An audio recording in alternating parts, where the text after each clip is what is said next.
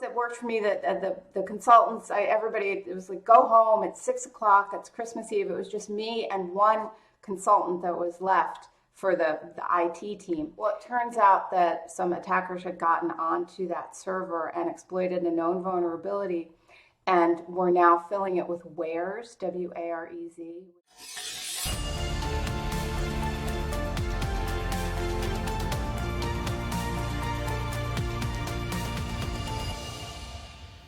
Welcome to Blue Team Diaries, the podcast that celebrates and honors the professionals who work tirelessly to defend their organizations and those who build tools to support defenders.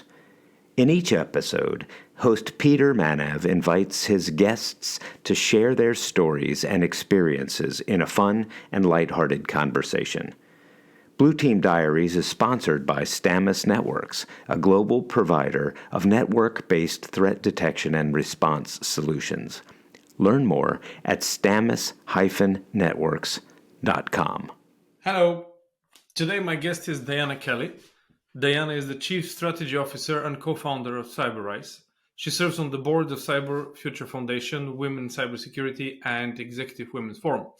Diana has a remarkable experience in the cybersecurity industry as a cybersecurity field CTO at Microsoft, Global Executive Security Advisor at IBM, VP at Burton Group, now Gartner, GM at Symantec, co-founder of Security Curve, and Chief CISO at Salt Cyber.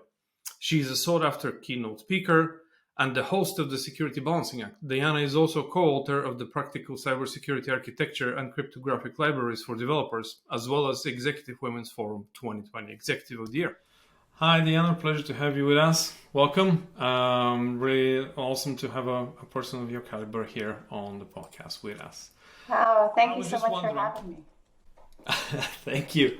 I was just wondering if, out of your experience, is it possible if you can share like a cool project you have been working on recently, something that you're really keen on, catches your attention, or interesting, seems interesting to you?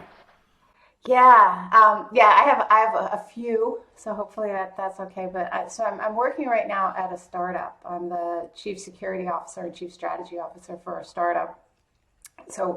And with most startups, you try and do something nobody's done before. So what we're trying to do is automate target operating models, which is when you take the vision of where to go for an organization and you layer that or align that with all the different functional resources at the company, including the people. So it's truly taking people, process, and technology together. We're trying to make that automated for cybersecurity. So that's fun. Some other stuff is that I haven't been working with development teams, engineering teams as closely in my past few jobs. This job, I'm directly working with the engineering team, so I'm getting to brush off my secure software development lifecycle chops, and that's been really fun working closely with the team and on the development and making sure that we're building security into the platform. And to that point, also just had to get ready for a SOC 2 because one of our design partners had asked about a SOC 2. So preparing that, I know a lot of people don't find policies that exciting, but I find the rigor of trying to really understand against a framework where you are situationally at a company to be just very eye-opening. I always did it as a fractional CISO. It's the first thing I did when I went into an org. So there's that. We're also doing the second revision of our book. I'm really excited about that. It's called Practical Cybersecurity Architecture, and we got picked up as a textbook by a few universities, which was very unexpected, but really, really joyful for us because it's a lot of work, as you know, to write a book. That's going into its second edition, so we're just now asking people for what they liked about the first book, or if they didn't read the first book, what they'd like to see in the second edition. And the last thing that I'm super excited about is that we just opened the RSA conference program committee work, and I'm working on the supply chain track with my wonderful partner Edna Conway from Microsoft, and we've been going through the submissions, and I just always get very energized when I see what lots of smart people are talking about, the caliber that they submit into RSA, because it gets my brain thinking in all these directions that I hadn't been thinking of what's really critical and important for us to do for security and supply chain. Awesome to hear. Awesome to hear. I have well, maybe a lot of requests, including if I could please a signed copy of the book, and I'll make sure of the new edition and all that, and I'll read it. But a quick question: how usually in this modern day and age and all sorts of things, technology. How do you mentioned like sometimes as a startup you try to come up with a new idea, right? So with something new, do you find that difficult? How is it possible to come up with something new that nobody has actually thought before? How do you come up with that new idea? Just out of curiosity. Yeah, it's a great. I love that question. I actually ask founders that all the time, and I think about it a lot. Because if you think about something like Facebook. If for anybody that was around at the time that Facebook started to become a thing, you might remember MySpace or Friendster, which were they felt very similar, but they went by the wayside. So in that case, it wasn't a new idea as much as a new implementation or a new approach to an existing idea. But for this one, for Cybrize, as we were looking around as that new idea, it came out of work where target operating models are something that's very common in consulting, but what you leave the customer with is a PowerPoint, like a printout of slides. Here's the approach, but there was no platform or way for them to manage it. So it's really just looking at here's something that the idea isn't totally new and the target operating models aren't new, but nobody's made it in an automated way. So I think looking for those, I call them teabag ideas when I work with founders, because a teabag is incredibly simple. If you think about it, people used to use the tea balls. They'd scoop out the loose tea and they put the tea ball in and steep their tea or pour the water over. But tea bags make everything so much simpler. And so it wasn't a new idea, and that it wasn't the invention of tea. It was evolving the way that people make their tea into an easier and arguably very simple, right? A tea bag's a very simple thing, just a piece of paper that you put around the loose leaf tea. So I think that for ideas, I try to look for those little pops, whether it's something I'm working on or when I'm coaching and mentoring founders, those pops of wonder where something, doesn't have to be complicated, but it just makes life that much easier. I think you've convinced me as well. So, out of curiosity, is it difficult to rally the people around new ideas and some things? Do you find it often enough? Because depending on the case, some people might be resistant to new things or might have different background experiences and all that. Do you think this is actually a difficult or one of the difficult things when you're actually doing the startup, the idea, rallying around the good team around you or the people that actually want this to happen? Do you find it difficult to find those folks? I think it's a challenge in security, because very often in security, we're going up against what's been there already. So when you look at something like adopting multi-factor authentication, for example, a lot of times people early on, I think now we've gotten to a stage where most executives get that multi-factor authentication really gives you a huge leg up for a pretty low cost. But early, talking about multi-factor authentication 20 plus years ago, the biggest pushback on it was just inertia. It was, well, we've got passwords. Passwords are good enough. So I think that it's when you've got an idea that's different, going to move people forward, it can be hard unless you can really articulate the big benefit to others. And that is a huge thing in any new idea, and getting people to adopt something they haven't in the past, is that they have to see some big win for themselves. In technology, that's often you can do it with cost. You do the cost benefit analysis, you start to explain how they're going to save money, increase profits, something like that. But there's got to be this very visceral sort of engagement where people say, I want that. So you've got to somehow help people understand that it's something they want. And one of my guides is, believe it or not, Starbucks.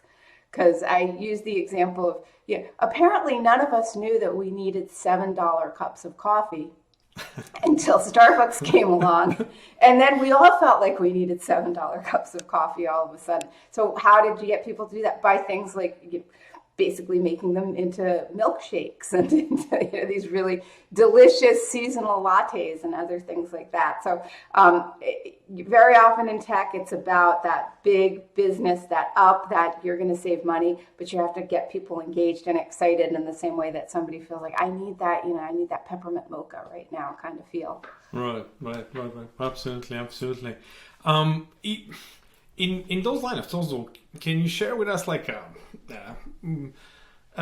if you ever had a close call or a moment that like oh crap moment that you were like, for example, nearly breached or a customer of yours was nearly breached, or your team managed to avert disaster? Is there anything interesting, kind of unheard of, you could share with us, if that's okay? Yeah. So my first one, I often go back, but you kind of never forget your first, as they say. And the first breach for me was when I was in line. I was managing a global network for a startup in Cambridge, Massachusetts, and it was Christmas Eve. And at that point, like the folks that worked for me, the consultants, everybody, it was like, go home. It's 6:00. It's Christmas Eve. It was just me and one consultant that was left for the IT team. And we were just getting everything buttoned up, ready to go. And I noticed that the hard drive that I was using, because we had our mail server, it was on-prem. This is a while ago. We had our mail server on-prem, and I realized that the hard drive was filling up. And I'm like, that's very strange, because there was nobody there at the company. Most people had gone home. There wasn't a whole lot of mail activity, so I couldn't figure it out. Well, it turns out that some attackers had gotten onto that server and exploited a known vulnerability, and were now filling it with wares, W-A-R-E-Z, which is a hacksorry term for software, gaming software that had the license key was broken. So you could just distribute it. Everybody could get whatever the latest, coolest game was. So that's what all the activity on the hard drive was. People were dumping in cracked games, and then folks were coming in and taking it all on my server. So that was it. Obviously, we weren't going home. We were going to stay there. They didn't do anything to the company. They didn't get past that server, but we still couldn't leave, of course, until we had figured it out and cleaned it up. So that was that always sticks in my mind as, whenever I hear someone saying, we don't want you to do penetration testing on, a holiday or something, like that's when the attackers are going to go after you. So that they're going to go after the holiday. It can be something very slight, like, oh, look, the hard drive seems to be filling up a little bit faster. But of what I'm seeing now, especially with former customers when I was working as a fractional CISO, it's almost always that big gotcha comes out of some email. Because some executive, very often the CEO or the CFO, gets an email and they go, this looks a little weird, or everything looks fine. I was expecting this email from this vendor for this amount, but the way I'm transferring the money looks a little bit weird or out of sorts. And so so you get this email into your inbox from one of your customers, from one of the executives, saying, does this look odd to you? And there's always this moment of you're like, because you're reading it and you're like, oh no, yes, that's a problem. Let me start doing some research to find out what actually happened. But the first question is always like, did you do it? Did you transfer the money? Did you click the link? Nope, I forwarded it to you. So there are a lot of those, and this just great sense of relief and why I think security education and awareness are so important, because that one step of someone saying, this looks a little bit funny, and taking the 5 minutes to go to whoever, whether it's their fractional CISO, their in-house CISO, their customer support team, whatever it is the right person to report into. It's those moments of, but yeah, I've seen quite a few emails where you're looking at them and they're so good and so close, but just one little thing is off. And yeah, instead of that $500,000, being transferred to the wrong vendor into a criminal account, there's a few, thank you for reporting it. You're right. They'd done a man in the middle, or in some other way were phishing that information out of you. Believe it or not, I'm super happy that executive didn't double click on the attachment. So that usually most of the cases how it happened. But so a question out of curiosity, Christmas Eve, all that stuff. Not many organizations actually have the capacity to have these 24/7 teams or all those big security budgets and things like that in place. So, do you have any recommendations of how to approach the problem, or like what would you have done differently, for example, in a case like that, if there was no possibility to actually have a huge team deployed? And from what I understand, it was not like you had a huge team deployed, right? Right. No, we didn't have a huge team at that point. For the smaller companies, managed service providers can be a really great partner. They'll watch whether you're doing an MSSP or you've got an XDR service that's helping to monitor for you. So there are a lot of tools and services available for the smaller companies nowadays, because not every org is going to be able to afford 24/7 support. Just make sure that you do have somebody at your company that can take that call, because most of the time, if you have a managed security service provider or you have an XDR managed services, they can take sort of minor steps to make sure that things continue to be running. But sometimes there's a big decision needs to be made. Do we shut this server down, for example? And they need to get approval from somebody at the company. So it's really tempting to think if you hire an external org to do a lot of that for you, that means that you can eliminate 100% of the problem. You can't always make sure that there is a chain of command and that they know who they can call at the company, have somebody ready. But hopefully, if you do have an external group, you're not going to have your entire executive team out of bed at 3 a.m. on a holiday morning trying to stop an attack. Much appreciated, Dave. I agree. I think everybody in the industry that has the background experience has sat on those, lonely nights or answering to an instant response or similar thing. So thank you for sharing the story. Much appreciated. Would you say that it basically what it comes down to is could be something more simplistic, like basically have a process or procedure in place in case of emergency? These are the steps that should be followed, as opposed to trying to actually kind of figure it all out in details. Yeah, I completely agree with you, Peter. It is so much about the preparedness, having those operating procedures and practicing them, having the muscle memory. That you don't want to be responding to an attack and making up the response on the fly, because when we panic, the adrenaline just goes sky high. And if you haven't been in an incident response situation, it can be really hard to imagine just how much that fight or flight really does engage, because you genuinely respond as though you're under attack, because you are under attack. So it's like being under a bear attack, except that you happen to be hands on keyboard watching something that's on your screen. And if your team doesn't have a playbook to run from, and they haven't practiced it, they're just not going to be as effective. So yeah, I completely agree. You get incident response, do the training, write the playbooks, and make sure that you've done some tabletop exercises with the whole executive team so that they understand what's actually happening. Because it's unless you've lived through it, or at least lived through a simulation of it, it's really hard to understand what it's like and just kind of what can go on. Your brain kind of short wires a little bit. You got to have your guide rails to help you to actually get you back on track. Sure. Thank you very much. What is your go-to tool that you use every day and could not live without? Is there some tool like that is like the weak spot? So I still occasionally do penetration tests. So I like, a lot of the very classic open source tools. Nmap, it's an oldie, but it's still an incredible tool. Wireshark, Zap, the Z attack proxy, all those I'm still a huge fan of.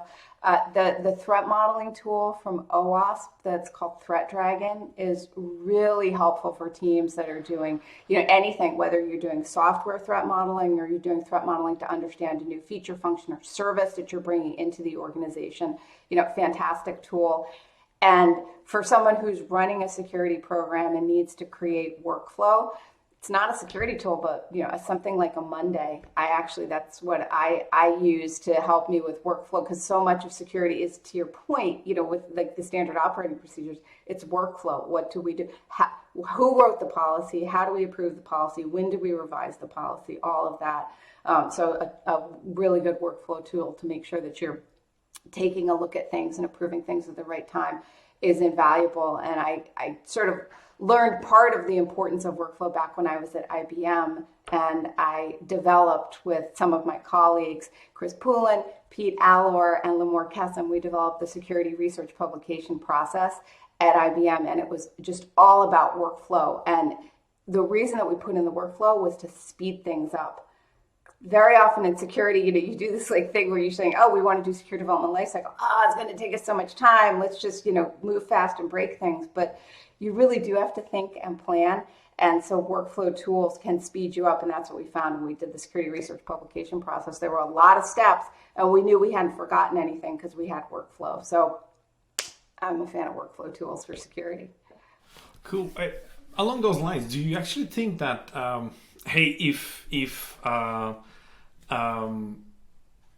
what would you do if you cannot use a specific tool, or if it's not allowed? Because sometimes organizations are allowed to use certain tools or certain softwares. They have policies around it and similar things.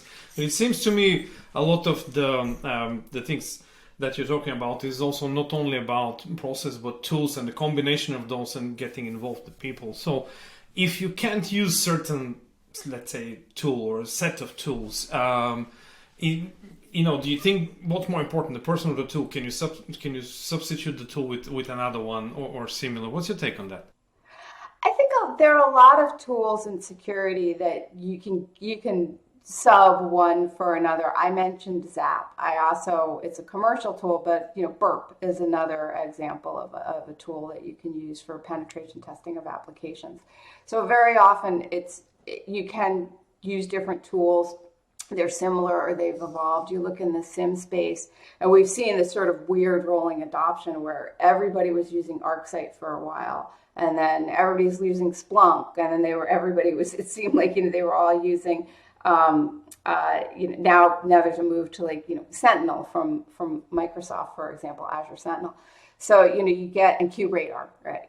So you get these tools that they kind of move along this path of adoption where people get used to one and then go to another. So I think that there are definitely multiple different tools. The most important thing is the person that's using it is trained and comfortable with that tool. When I was an analyst at Burton Group, I noticed that when I was doing the big research reports, part of what we did was we talked to customers.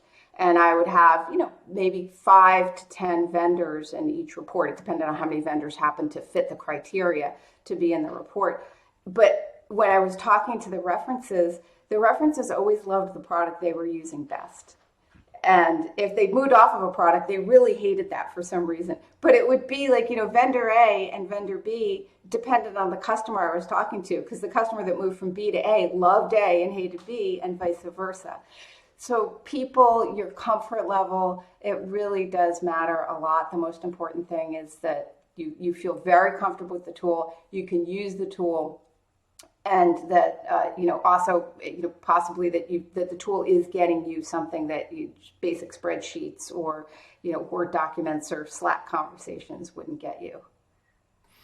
And since we're all talking about the blue team, cyber defense and similar things, people, processes, tools, and similar things, I'm wondering, what's your advice, if you have one piece of advice to give to someone thinking about becoming a cyber defender? What would it be? What would you say?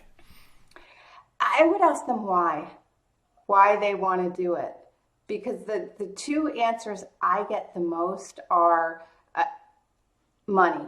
A lot of people want to go into cyber because, and we've contributed to this as the profession. We've said that we're understaffed. We have a cybersecurity skills gap. You'll never be without a job, which, very highly paid. And, so people that go into it just for that, I would say, if that's truly your only motivation, you might want to pick a different field. Not that we don't want people motivated in cyber. But if the one thing you're going after is money, there are easier ways to make money than in cyber. We've talked about the 3 a.m. on the weekend and holidays and working.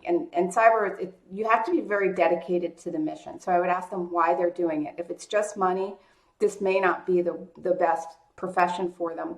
If it's just about catching bad guys, because a lot of people say, I want to catch the bad guys. But what they really want to do is they want to catch the bad guys at a very sort of high, well publicized level. And a lot of our work, a lot of our catching bad guys is very quiet, solitary work or solitary with our small team. So if it's that you want these headlines like, oh, I caught this terrible nation state, even if you're working for one of the 3-letter agencies, you may not be catching those big criminals, or you may not be able to talk about it. So ask yourself, if it's catching the bad guys, is it that you get this sense of satisfaction for knowing that you've kept the system up and running and the people who are trying to abuse it and misuse it have been stopped?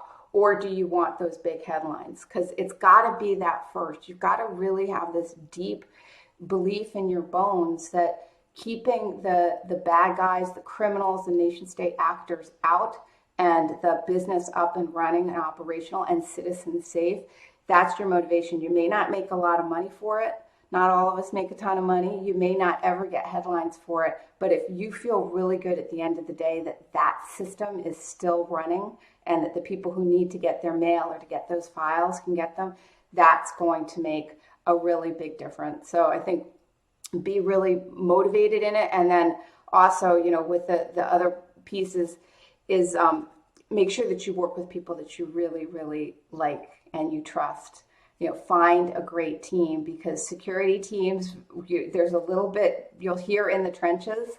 And I know it's very different from physical combat, but this is a psychological combat as people are defending, whether you're especially blue team, right? You're defending the company, you're under attack, the company's under attack, and your job is defense. So make sure that you work with a team that you can really, really, really trust. So actually, that leads me to the inevitable question. What made you choose cybersecurity, right? Because it's, that Christmas night when you had the last man standing there for the defenses, and when everybody else was home, that you're very well aware, I'm sure, these are not like your regular 9-to-5 jobs, right? So what made you choose cybersecurity?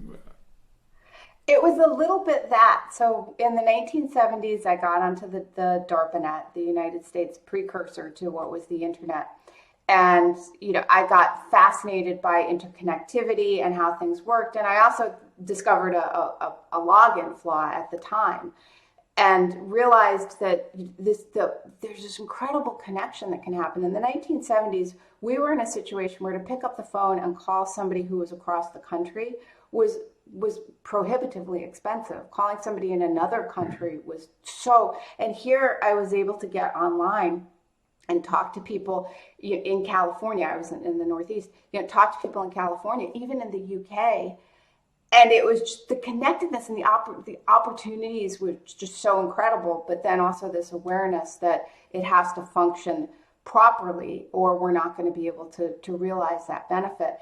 And that's why I was in network administration. At the time I started network administration, systems administration, global systems administration. Cyber and information security hadn't been really separated out as its own practice. So I did everything. And it was actually that Christmas Eve day or night that turned me from being a network guy to a cyber guy or an InfoSec guy, because I realized that the love of the interconnectedness, that the possibilities of this technology could never be realized if there were going to be people that were going to get onto the system, abuse it, and then basically wreck it for other people, right? At that point, my mail server wouldn't have worked because it was being used to distribute unlicensed games or games with the broken license. So I wanted the network to run. I want everybody to be able to use apps and systems.